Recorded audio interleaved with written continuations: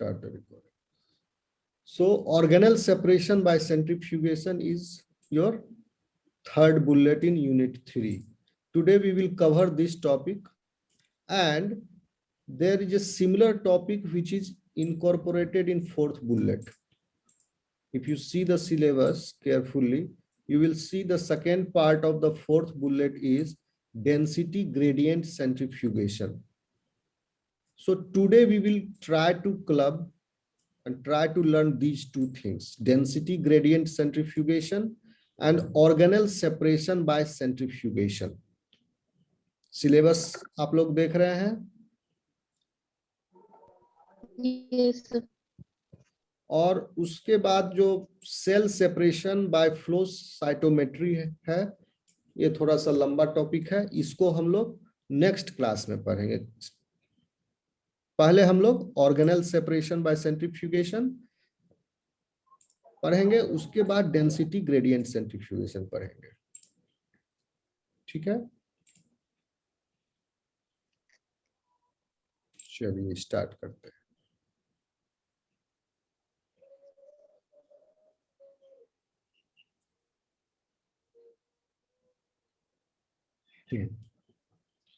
ये पिक्चर आपको दिख रहा है?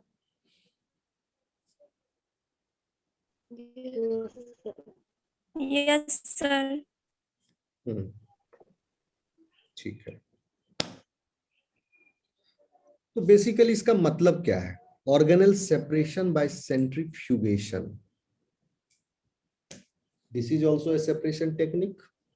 ओके, सेंट्रीफ्यूगेशन से क्या कर रहे थे? हम सेपरेट कर रहे थे। सेंट्रीफ्यूगेशन हम पढ़ाए हैं, अल्ट्रा सेंट्रीफ्यूगेशन आपको याद होगा। अल्ट्रा सेंट्रीफ्यूगेशन, अल्ट्रा सेंट्रीफ्यूगेशन से हम क्या कर रहे थे? अल्ट्रा सेंट्रीफ्यूगेशन से we were separating the particles which is present in the solution based upon its size and weight। जिस पार्टिकल का साइज बड़ा होगा वो उसको टाइम लगेगा सेटल डाउन होने में, और जिस पार्टिकल का साइज छोटा होगा उसको कम टाइम लगेगा सेटल डाउन होने में। साथ ही अगर जिस पार्टिकल का वेट ज्यादा होगा उसको कम टाइम लगेगा सेटल डाउन होने में, और जिस पार्टिकल का वेट कम होगा उसको ज्यादा टाइम लगेगा सेटल डाउन होने में in the centrifugation process. So here, तो बेसिकली आप कह सकते हैं कि सेंट्रीफ्यूगेशन प्रोसेस में साइज और वेट ऑफ द पार्टिकल दोनों मैटर करता है। ओके, अब जब दोनों मैटर करता है तो आप साइज और वेट तो समझ लो कि density of the particle matters. Density is what? किसी चीज का हम अगर डेंसिटी कहते हैं तो इसका मतलब क्या होता है? Mass by volume. Yes, mass per unit volume. What is the mass of that substance per unit of the volume? तो स्टैंडर्ड यूनिट डेंसिटी का क्या हो गया? केजी पर metre cube.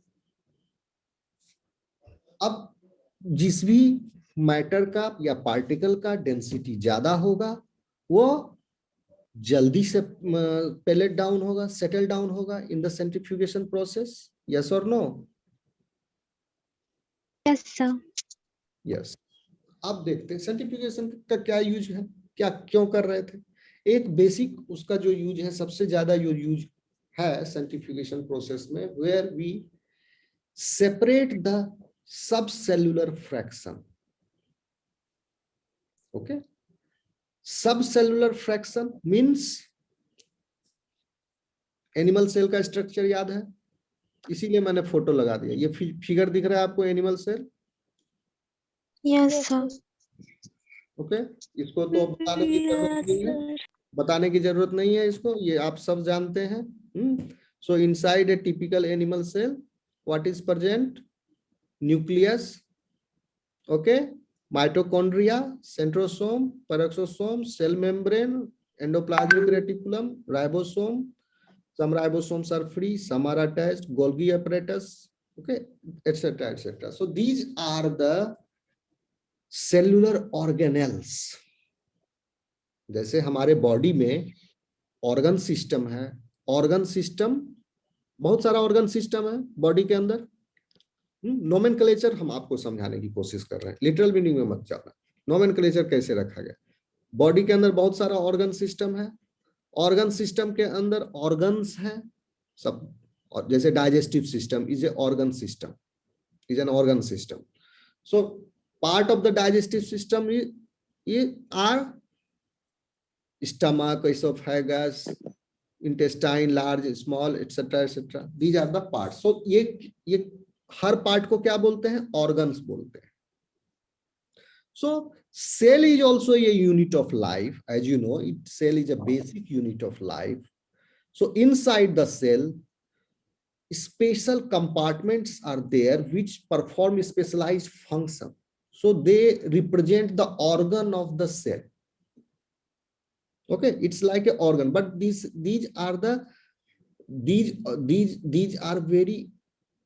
are microscopic inside. So the nomenclature is like organelles. Okay, so organelles are the specialized compartments in the cell which perform the special functions. So subcellular fraction means if you rupture a cell, then the contents of the cell will come out, and that content will be called as subcellular fraction. Subcellular, cell से नीचे का fraction. Okay, tissue को अगर fraction करेंगे तो बोलेंगे सब tissue का फ्रैक्शन, वो टर्म यूज नहीं होता है एक्चुअली सब सेलुलर फ्रैक्शन, सब सेल के नीचे का फ्रैक्शन। तो सब सेलुलर फ्रैक्शन को जब हम सेपरेट आउट करेंगे इन different organelles, if you wish to separate out this different organelles, then किसका माइक म्यूट नहीं है, सबका नाम म्यूट करो।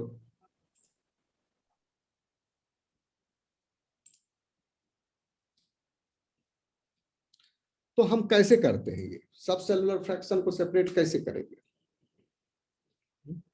Because these are very tiny structures, microscopic structures. Its weight is very less. Size is also very small. Okay, so how will we do it?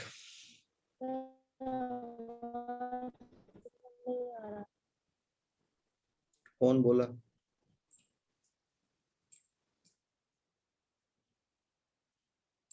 क्या हुआ? Any problem? मेरी आवाज आ रही है आप लोगों तक? Yes sir. Yes sir. Yes sir. Okay, चलो, किसी को नहीं अगर आ रहा है तो उसका लोकल प्रॉब्लम होगा फिर, क्योंकि बाकी को आ रहा है। Okay, so we will move forward. हम कैसे करते हैं सब सेलुलर? तो सबसे पहले हम क्या किए, टिश्यू को होमोजेनाइज करते हैं। Homogenisation means we break the tissue into small pieces. Okay, so we use homogenizers. These are the simple homogenizer. ये पिक्चर दिख रहा है आपको, पॉइंटर, ये सिंपल टाइप का होमोजेनाइजर है, जो कि मैकेनिकल होमोजेनाइजर आप हाथ से करोगे, छोटा सा होता है।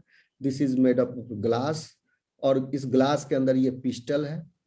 पिस्टल है, जैसे समझ लो किचन में ऐसा इक्विपमेंट भी रखते हो तुम लोग, हल्दी वल्दी कूटने के लिए या अदरक कूटने के लिए, चाय में मिलाने, उसी टाइप का है। तो टिश्यू को इसके अंदर डाल दिए मिन्स करके, और उससे इसको मिन्स करते हैं, थकूचेंगे पकड़ के इसको हाथ में रख के। तो पहले क्या करते हैं, इसके पहले आपको ये चीज समझना होगा। आप लोगों को isotonic solution, hypertonic solution and hypotonic solution, इन तीनों सॉल्यूशन के बारे में पता है? Yes Are sir. you aware of these three types of solution? Yes sir. Okay. Then तब हम लोग आसानी से आगे बढ़ेंगे। तो पहले क्या किए, टिश्यू को ऑब्टेन किए। सपोज रैट का लीवर का टिश्यू, रैट का लीवर को हम अलग किए। ज्यादातर लीवर पर स्टडी बहुत हुआ है, इसलिए लीवर का सेल को हम लिए, लीवर को लिए। और उसको कट करके लीवर के पीस को हम इसमें डाल दिए एंड इससे मिक्स कर दिए। एक तो ये सिंपल टाइप ऑफ होमोजेनाइजर होता है, और आजकल मैकेनाइज्ड होमोजेनाइजर भी है attached with an electric source, okay, and it creates a ultrasonic sound.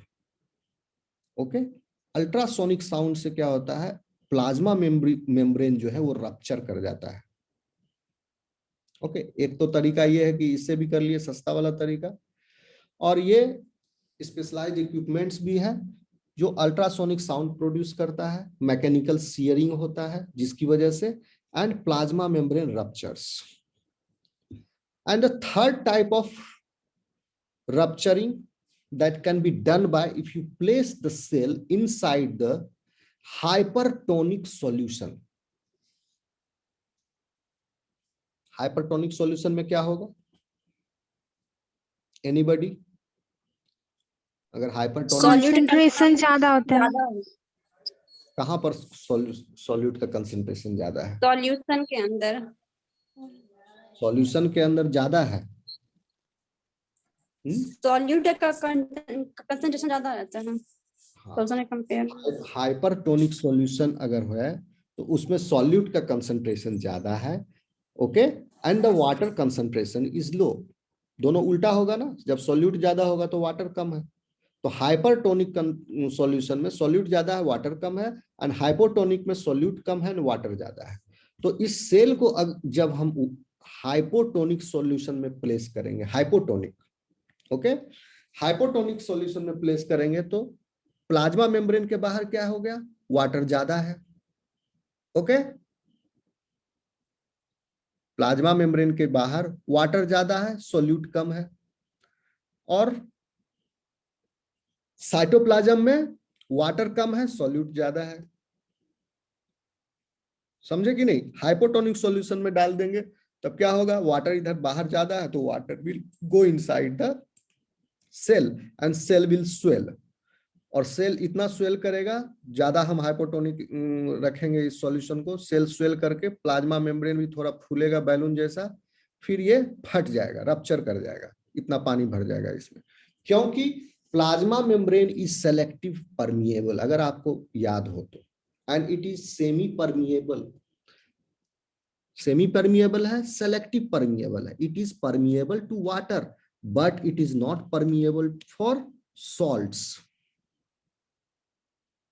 Okay, so salts will not come out of the cell, instead water will go inside the cell and the cell will burst and the contents of the cell will come out. So this is the third type of rupturing method of cell. Before, क्यों करोगे cell को rupture आप? क्योंकि आपको nucleus अलग करना है, mitochondria अलग करना है, आपको सपोज माइटोकॉन्ड्रिया पर स्टडी करना है, तो you don't want the contamination of the protein which is present in the nucleus, जैसे cytochrome C which is present only in the mitochondria, okay. So if you want to obtain a subcellular fraction in a pure form, what you will do is, first you will rupture the cell. How will you do? Crude method है एक ये, इसको rupture कर लिए, तो ये इससे करोगे तो पहले क्या करोगे, सबसे पहले टिश्यू को एक आइसोटोनिक सॉल्यूशन में डालेंगे। यहां पर सॉल्यूशन आइसोटोनिक रहेगा, यहाँ पर जब हम होमोजेनाइजर में ये होमोजेनाइजर इसमें भी आइसोटोनिक सॉल्यूशन में पहले टिश्यू को रखेंगे और उसके बाद ये मशीन को हम डालेंगे उसमें सॉल्यूशन में, समझे? आइसोटोनिक सॉल्यूशन में सॉल्यूशन का स्ट्रेंथ जो है, सॉल्यूट का स्ट्रेंथ बाहर भी और अंदर भी, इंटीरियर एंड एक्सटीरियर दोनों सेम हो, ठीक है, आइसोटोनिक सॉल्यूशन। और उसके बाद हम होमोजेनाइज करेंगे, then we will obtain a cell lysate. Cell lysate मिलेगा हमको, और उस सेल लाइसेट, ये इस तरह का सेल लाइसेट मिला हमें। रैट का लीवर को अगर मिन्स करेंगे इससे, तो we will obtain a cell lysate type of thing, जिसमें एक लार्ज पार्टिकल्स भी होगा। उसको हम फिल्टर कर लेंगे। मेरी आवाज आ रही है, आप लोगों को समझ में आ रहा है? Yes, Yes. sir. Yes, sir. And that cell lysate, we can filter it using a suitable filter, so that unbroken cells, connective tissue, fibers, etc., extracellular matrix, which is not, which was not ready to separate out, सब ये सब okay, fibroid tissues, वो सब यहाँ पर जो rupture नहीं हुए मैकेनिकल स्ट्रेंथ से, वो सब फिल्टर आउट हो गया, कर लिया गया। But some of the cells might have ruptured, might have क्या, surely have ruptured, and in that cell lysate, in the solution fraction, in the that cell, that thing is present, subcellular fraction, organelles are there in this fraction. Now we have filtered it, so we have separated out the unbroken cells and connective tissue, etc. Now we have subjected that subcellular, filtered cell lysate under a low centrifugal force around 600 G, और आप कह सकते हैं कि उसको पहले हम धीरे से घुमाए सेंट्रीफ्यूज को। सपोज 1000 RPM हियर और 600 G। G का मतलब क्या होता है? G का, G से आपका इनकाउंटर होगा आपका G, 600 G हम लिख रहे हैं, बोल रहे हैं, इसका क्या मतलब है? ग्राम। नो नो नो, अर्थ का अनर्थ कर दो। Gravity. Gravity. Yes, yes, yes, yes. This G is the gravitational force. Okay.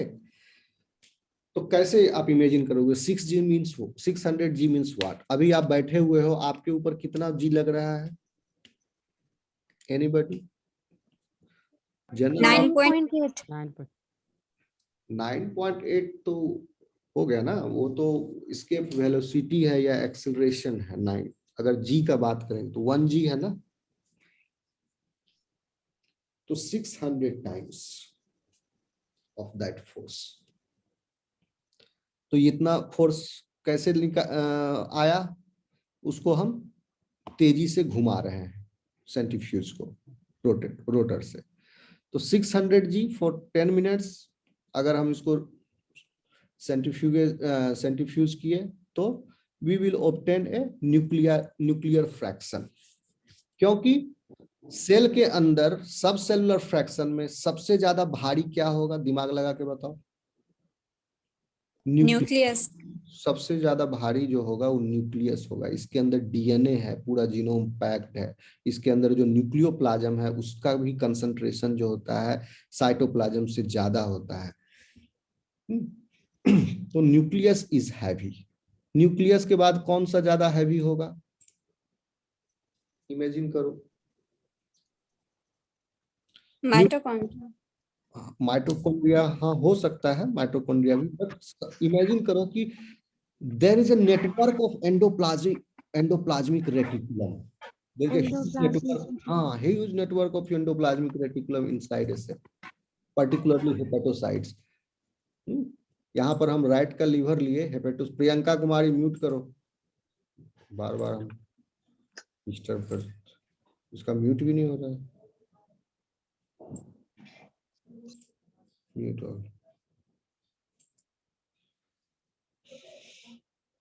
तो ये जो नेटवर्क ऑफ ये लैमेली है, सिस्टर्नी है, ये सब पढ़े होगे ना, ये काफी ह्यूज नेटवर्क है। तो एंडोप्लाज्मिक रेटिकुलम होगा, उसके बाद क्या होगा सोचो? गोल्गी एपरेटस हो सकता है, माइटोकॉन्ड्रिया होगा, सेंट्रोसोम, उसके बाद सेंट्रोसोम का नंबर आएगा। पैरोक्सिसोम भी आता है। पैरोक्सिसोम भी बहुत हैवी होता है क्योंकि इसके अंदर काफी डेंस मटेरियल होता है ये। फिर लास्ट में राइबोसोम। राइबोसोम काफी हल्का होगा, फ्री राइबोसोम्स जो है, क्योंकि वो बहुत still this is a macro molecule. many macromolecules are present in the ribosome, but it is smaller than the organelles. तो इस तरह से आप समझ लो। तो अब जो है हम इसको बोलते हैं डिफरेंशियल सेंट्रीफ्यूगेशन, यानी हर स्टेप पर हम स्पीड बढ़ाते जाएंगे। तो पहले स्पीड कम रखें, कम रखने के बाद जब हम सेंट्रीफ्यूज किए तो सबसे पहले जो ऑब्टेन हुआ सबसे भारी चीज क्या निकला, तो उसको हम समझ न्यूक्लियस आ गया। Then we subjected it to further more speed for 5 minutes. फिर आ गया इसमें क्या आ गया 15,000 G में 5 मिनट्स तक सेंट्रीफ्यूज किए तब पैलेट में। फिर सुपरनेटेंट को समझ रहे हो आप, देखोगे कि ये ब्राउन कलर जो है धीरे धीरे डिम होते जा रहा है, because we are obtaining the pellet at the end of each step. समझ में आ रही बात? Yes. Yes sir. पैलेट को हमने सेपरेट आउट कर दिया, सुपरनेटेंट को फिर ज्यादा स्पीड से हमने रोटेट किया, तब फिर हमको फिर से एक पैलेट ऑब्टेन होगा। फिर जो सुपरनेटेंट बचा उसको देखो यहाँ ब्रैकेट दिया हुआ है, सुपरनेटेंट को ही, सिर्फ सुपरनेटेंट को फिर हम स्पीड से घुमाए तो फिर पैलेट ऑब्टेन हुआ, फिर ज्यादा स्पीड बढ़ाए, हर स्टेप पर स्पीड हम बढ़ाते गए और टाइम भी हम बढ़ाते गए, सिर्फ यहां पर थोड़ा सा कम टाइम है। ओके, तो after 15,000 G for 5 minutes we obtained mitochondria. Plant cell रहता तो क्लोरोप्लास्ट आ जाता, लाइसोसोम्स एंड पेरोक्सिसोम्स। तो बोले लाइसोसोम्स पेरोक्सिसोम्स काफी डेंस होता है इसलिए हैवी है। न्यूक्लियस के बाद माइटोकॉन्ड्रिया आ गया इसमें। एनीवे, फिर plasma membrane, microsomal fragments, endoplasmic reticulum and large पॉलीराइबोसोम्स।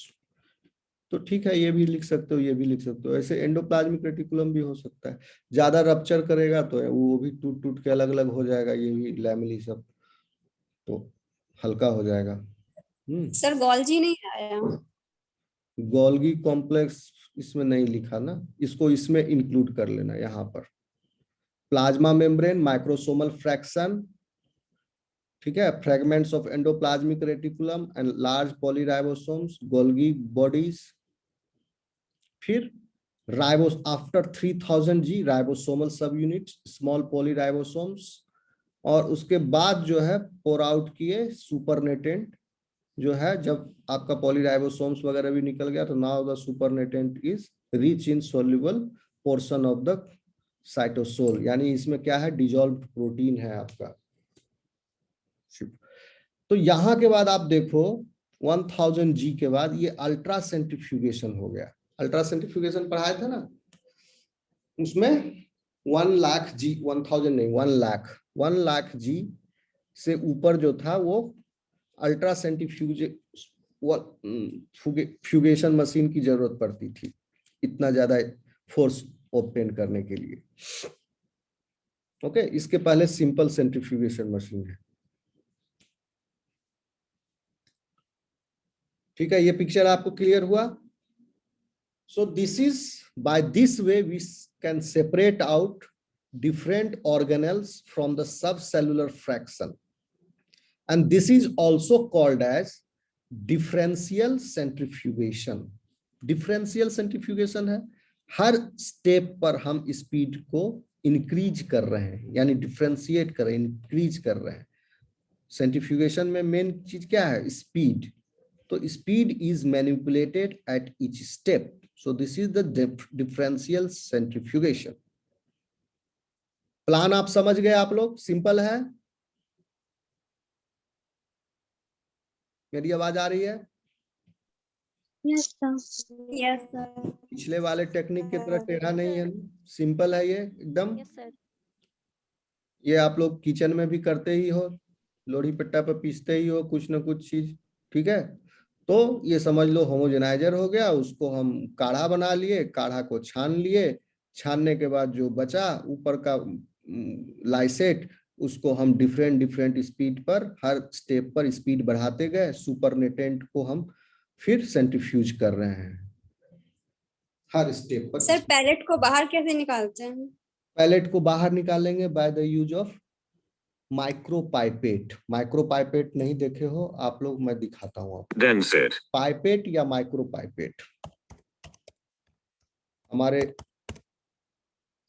Lab zoology department में है।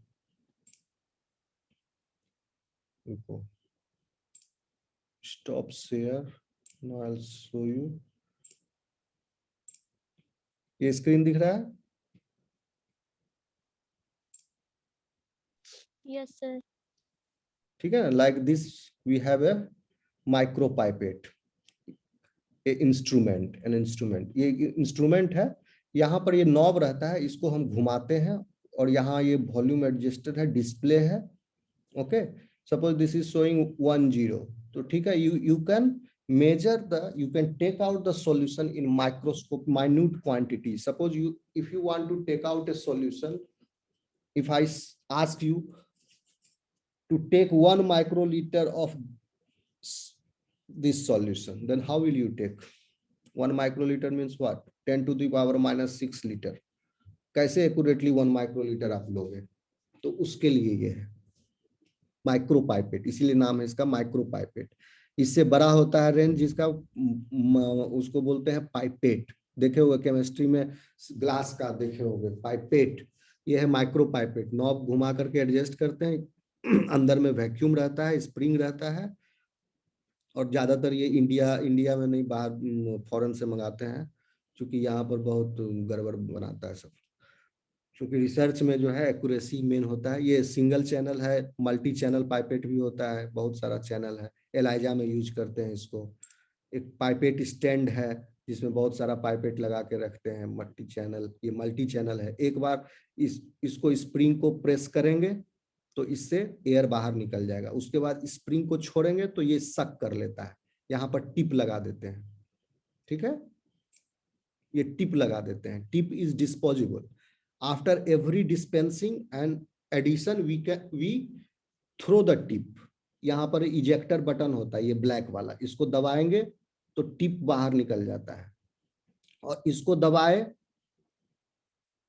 सॉल्यूशन में डिप किए, पहले इसको दबाए, उसके बाद सॉल्यूशन में डिप किए, उसके बाद थंब से दबा के रखते हैं, इसे हाथ में पकड़ के, फिर थंब को छोड़ दिए तो स्प्रिंग रहता है, ये बाहर निकल जाता है, तो इसके अंदर सॉल्यूशन आ गया।